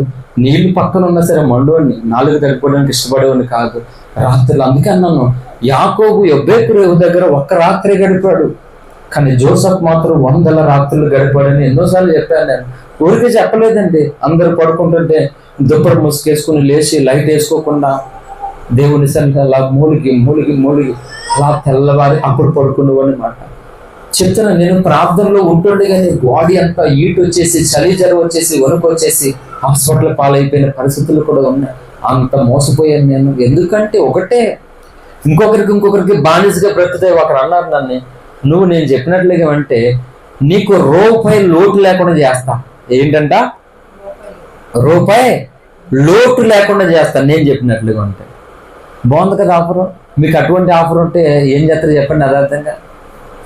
అన్న నువ్వు బాగానే ఉంది ఆఫరు, రూపాయి లోటు లేకుండా చేస్తా, ఓకే మంచిది అంటే నీ గురి ఏంటి చెప్పు? నీ గురి ఏంటంటే నేను నీకు లోబడాలి, నీకు నచ్చినట్లుగా ఉండాలి అంతే. ఇలాగే నా జీవితంలో ఎక్కువ నేను ప్రేమించి నమ్మినటువంటి వ్యక్తులు 100% అంటే 100 మందితో అలా అంత నమ్మకంగా ఉన్నానుకో, 90% అందులో వీళ్ళు ఏంటంటే నేను వాళ్ళకి నచ్చినట్లుగా ఉండాలి. ఇంకా ఏంటంటే నేను ఏం చేయాలనుకుంటున్నాను వాళ్ళకి చెప్పి చేయాలి. ఇంత దారుణం ఎక్కడైనా ఉంటుందా? అక్కడే విభేదం వస్తా. నా స్నేహానికి బీడ్లు అక్కడ. నిజానికి నా స్నేహం ఎలా తెలుసా? దావీదుల యోనాతానుల స్నేహం నా సాక్ష్యం. ఈ రోజు ఎంతమంది బోధకులు ఈ మాటను చెప్పగలిగిన దమ్ము, ధైర్యము, నీతి, యథార్థత ఉన్నదని చెప్పగలరు చెప్పండి. దావీదు యోనాతానుల స్నేహం అంటే యోనాతాను స్నేహం ఎలాంటిదంటే అసలు లాభము గాని, ఘనతను గాని, సింహాసనాన్ని గాని, మేలుని గాని కోరుకోకుండా స్వచ్ఛముగా దావీదు స్నేహాన్ని కోరుకున్నాడు యోనాతాను. నిజానికి స్నేహంలో దావీదు కంటే యోనాతాను గొప్పవాడు. హల్లెలూయా. దావీదు ఒక గొప్ప మహాకవే, జ్ఞాని, ప్రవక్త, దీర్ఘదర్శి రాజే. కానీ అక్కడ గొప్ప స్నేహాన్ని కలిగింది ఎవరు అనుకున్నారు? యోనాతాను. ఎందుకంటే దావీదు యోనాతాను ముందు ఒక ఆఫ్టర్ ఆల్ ఎందుకంటే రాజు కొడుకు, యువరాజు యోనాతాను, తర్వాత రాజు తానే. దావీదు ఒక అనామకుడు మాట. అటువంటి దావీదుకి ఎలాంటి స్నేహాన్ని అప్పగించే తెలుసా? నాకు ఈ సింహాసనం వద్దు, నీ స్నేహం కావాలి. నాకు ఈ రాజ్యం వద్దు, నీ కోసం చచ్చిపోవడం కావాలనుకున్నాడు. ఎంత యథార్థమైన స్నేహం! జోసెఫ్ స్నేహం అది మాట. జోసెఫ్ ఎంతవరకు తన స్నేహంలో, తన ప్రేమలో భయంకరంగా ఓడిపోయాడు, మోసపోయాడేమో కానీ జోసెఫ్ నమ్మినటువంటి వారికి కీడులను మేలులుగా, నిందలను ఘనతలుగా, వారి దుఃఖాలను ఆనందాలుగా మలిచినటువంటి స్వచ్ఛమైన ప్రేమ సాక్ష్యాన్ని నేను అందించేసా. హల్లెలూయా. కానీ దాన్ని రిసీవ్ చేసుకోలేనటువంటి తత్వం లేక క్రూరతత్వం, మృగతత్వము, దుష్టతత్వము కలిగి అమ్మేసుకున్నారు మాట. దైవజనుడు కన్నీళ్ళు, దైవజనుడు ప్రేమ. నేను అలా రిస్క్ చేస్తా. ఈ రిస్క్ లో నేను చచ్చిపోతానని తెలిసి కూడా రిస్క్ చేస్తాను. నేను ఈ రిస్క్ లో బోల్డ్ మంది నన్ను అపార్థం చేసుకుంటారని తెలిసి కూడా రిస్క్ చేస్తాను.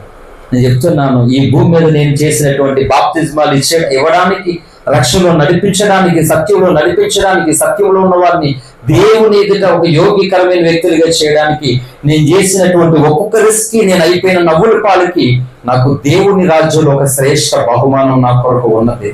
హల్లెలూయా. కాబట్టి ప్రసంగాలు వినడం కాదు క్రైస్తవులు చేసేటువంటి పని. నువ్వు చేయవలసిన పని చెప్పనా? ఇలాగ దేవుడు పౌలు లాంటి వ్యక్తిని, పౌలు లాంటి శిష్యులు కలిగి సేవ చేస్తున్నటువంటి వ్యక్తులను నీకు అప్పగిస్తే నువ్వేం చేయాలా? వ్యక్తిని నీకు నచ్చినట్లుగా ఉంచుకోవాలా? నువ్వేం చెప్తావు దాన్ని పాటించాలా? అతడి శ్రమలో పాలు పుంజుకొనటం మంచిది అంట. హల్లెలూయా. ఎందుకు శ్రమ వస్తుంది అంటే దేవుని పక్షంగా పోరాడితే శ్రమ వస్తుంది. లోకములో నీకు శ్రమ కలుగునని చెప్పింది ప్రకటన 2వ అధ్యాయంలో. అక్కడ ఒక ఉపమాన భాషలో 10 దినములు శ్రమ కలుగునని రాయబడి ఉంది. మత్తయి 24లో శ్రమ కలుగునని ఉంది. 2లో మీకు 10 దినాలు శ్రమ అని ఉన్నది. హల్లెలూయా. ఇక 20 ఏళ్ళు శ్రమ ఉంది నాకు క్రైస్తవ జీవితంలో, ఆగకుండా వస్తూనే ఉన్నాయి. కానీ దేవుడు నన్ను నూతన వ్యక్తులకు, నూతన స్థలాలకి ఆగకుండానే తీసుకుని వెళ్తున్నాడు. హల్లెలూయా. కాబట్టి దేవుడు అప్పగించిన ఈ పోరాటంలోనికి దైవజనుడిగా వెళ్తున్నప్పుడు ఆ పోరాటంలో నువ్వు శ్రమ పడాలి, కష్టపడాలి. అవసరమైనప్పుడు కన్నీళ్లతో, ఆకలి దప్పుల చేత, అవసరమైనప్పుడు కష్టార్జితమైనటువంటి అర్పణను కూడా పెట్టి ఆ శ్రమను మనం పడాలి మాట. ఎందుకంటే ఈ శ్రమ ద్వారా గొప్ప బహుమానము, ఘనతను దేవుడు మనకిస్తూ ఉన్నాడు మాట. హల్లెలూయా. కనుక నేను ఎక్కువసేపు చెప్పడం ముగించేశాను, ఇంకా అయిపోయింది. కనుక ఈ 10 సంవత్సరాలు నా వల్ల కాలే. నా వెనకాల ఎవరి ముందు లేరు. నా వెనకాల నా కొరకు ఒక్కొక్కరు ఒక్కొక్క రీతిగా చేస్తున్న ప్రార్థనలు అయితే ఉన్నాయి నాకు తెలుసు. కుటుంబంలో కానీ, సంఘంలో కానీ, నన్ను యథార్థంగా న్యాయంగా ప్రేమిస్తున్నటువంటి ఇతర స్థలాల్లో ఉన్నటువంటి ఆత్మీయులు కానీ చేస్తున్నటువంటి వాళ్ళ ప్రార్థన, దైవజనుడు ప్రార్థన నా చుట్టూ ఉన్నది. ఇలా దేవుడు ప్రతి క్షణం నా పక్కనే మోసకరమైన వ్యక్తుల నుండి కూడా నన్ను అలా కాపాడుతూ దినదినం తన పని చేయడానికి కావలసిన కృపను, ఆత్మాభిషేకాన్ని, ఆరోగ్యాన్ని ఇచ్చుకుంటూ వచ్చాడు.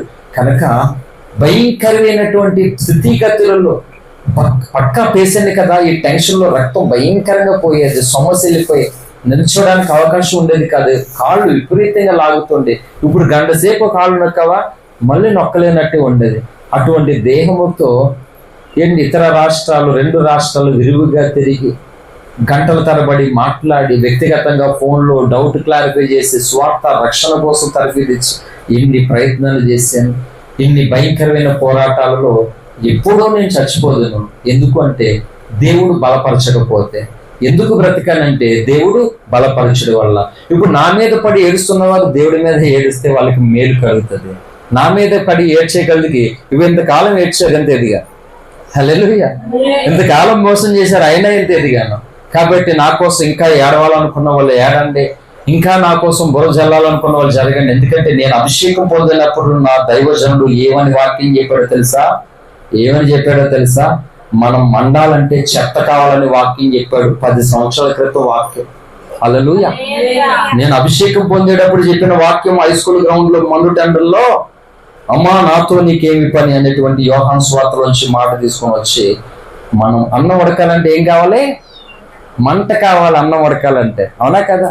అలాగే దేవునిలో మనం మండాలి అంటే చెత్త కావాలని దేవుని మహాకృపను పెట్టి ఇంత సంవత్సరాలు 10 సంవత్సరాలు నేను మనడానికి నా కొరకు చాలా మంది నేను చెత్తగా ఉంటాను తన జీవితాన్ని సమర్పించుకున్న వాళ్ళకి హృదయపూర్వకమైనటువంటి కృతజ్ఞత వందనాలు తెలియజేస్తున్నాను. హల్లెలూయా.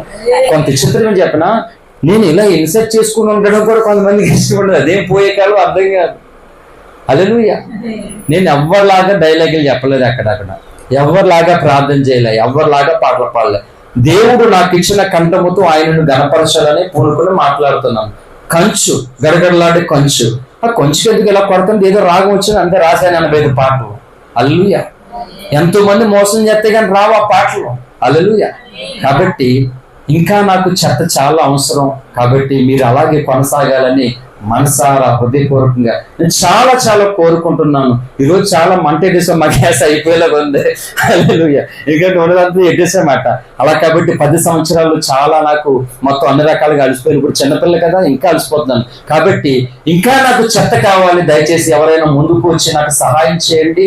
ఇప్పుడిప్పుడే నాకు చాలా మంది సహాయం చేయడానికి ముందుకు వచ్చారు.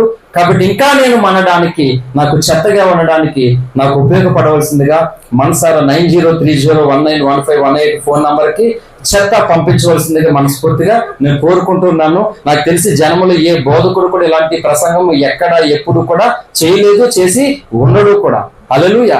కాబట్టి అలా ఉండడానికి దేవుడు 10 సంవత్సరాలు నా మీద క్షేమంగా దాటిపోజేశాడు. కాబట్టి నన్ను ప్రేమించే వాళ్ళకి చెప్తున్న చివరి మాట ఏంటంటే, నేను చేస్తున్నటువంటి ఈ పోరాటంలో ఎంతవరకు నాతో ఉన్న వారికి ఖచ్చితంగా దేవుడు బహుమానం ఇస్తాడు. ఇంకా ఉన్నది శ్రేష్టమైనటువంటి పని. ఆ పోరాటంలోనూ కూడా దైవజనుడితో కలిసి నువ్వు పూనుకున్నప్పుడు, ప్రార్థించినప్పుడు, పని చేసినప్పుడు ఇంకా నిత్య మహిమకు దేవుడు మనల్ని యోగ్యులుగా పాత్రలుగా చేస్తాడు. అపోస్తులైన పౌలు, ప్రభువే నన్ను ఇగో బలపరచడం వల్ల నేను ఈ పరిచయం చేశాను, ఈ సేవ చేశాను. పౌలు జబ్బు కళ్ళు కలిగిన వాడని చరిత్రగానే చెప్పాడు. అందుకనే తన ఆత్మీయ బిడ్డలు ఆ దైవజనుడి కొరకు సత్యమైతే ఈ కళ్ళు ఓడగలికి మా అయ్యగారికి ఇచ్చేద్దాం అనుకున్నారు. హల్లెలూయా. మీరు నాకు కళ్ళు ఇవ్వద్దు, కిడ్నీలు ఇవ్వద్దు, ఏమి ఇవ్వద్దు గనక ఒకటే. హల్లెలూయా. ఈ భీకరమైన పోరాటములో మనకు కావలసిన చెత్త ఎప్పుడు కొదువు కాకూడదు. ఆయనకు బూడిద లేదంట, ఆయనకి బూడిద. హల్లెలూయా. బూడిద లేదు ఎందుకు ఒక వరవడిగా. హల్లెలూయా. అలాగే మనకి చెత్త ఎప్పటికప్పుడు చాలా అవసరం. ఫ్యాన్ తిరగాలంటే ఏం అవసరం? కరెంట్ అవసరం. కాబట్టి జోసఫ్ మండడానికి చెత్త అవసరం. అలాగే ఇప్పటికే సమర్పించుకున్న వాళ్ళందరూ కూడా మరొకసారి హృదయపూర్వకమైన 10th యానివర్సరీ సందర్భంగా వాళ్ళకి శుభాకాంక్షలు తెలియజేస్తున్నాను.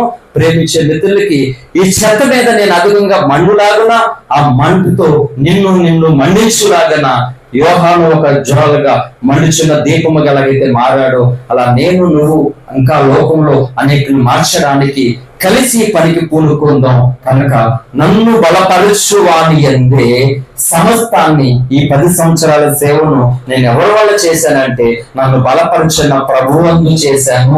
నా కొరకు కన్నీరు కార్చి ప్రార్థన చేసిన నా దేవుని ప్రజల వల్ల చేశాను. కాబట్టి ఇట్టి ప్రార్థన సహకారాలు ఇంకనూ ఈ సేవా పరిచర్యలో నా ఊపిరి ఆగే వరకు, ప్రభు రాకడ వరకు ఉండాలని మనస్ఫూర్తిగా సంఘాన్ని, నా బంధువర్గాన్ని, కుటుంబాన్ని, నా ఆత్మీయులను అందరినీ కోరుకుంటూ ఉన్నాను.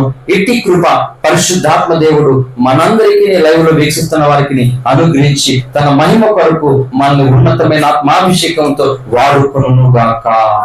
ఆమేన్, ఆమేన్. ప్రార్థన చేసుకుందాం.